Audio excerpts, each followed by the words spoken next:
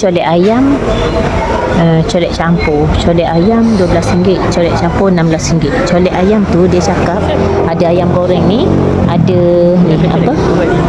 Ada jemput tu. Dua jenis tu lah. Kalau colek campur ada ayam, ada jemput, ada sausage ni, lepas tu ada kerupuk ni. Yang tu dia pilih nanti macam mana harga dia.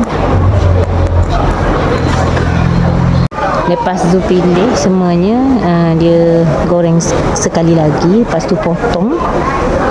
Kat sana ada ikan bakar. Kedai ni besar, tapi Zul nak beli banyak benda. Hari ni Zul nak makan dekat homestay.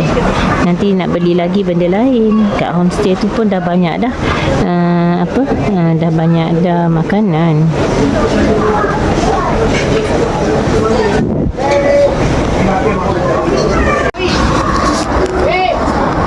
Ikan ni ikan bakar.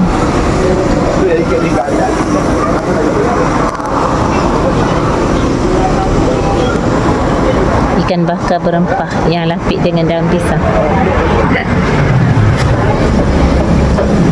Kak beli colek. Tunggu colek siap.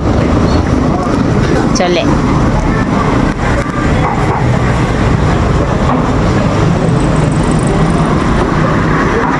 Ini colek ayam campur tadi. Ni kuahnya ni, kuah dia ni macam seolah-olah kuah kerupuk tapi cair dah masam sikit. Lepas tu ni sate sama kuah ni. You will extra dua tau. You will pay more kalau extra ni. Jom makan.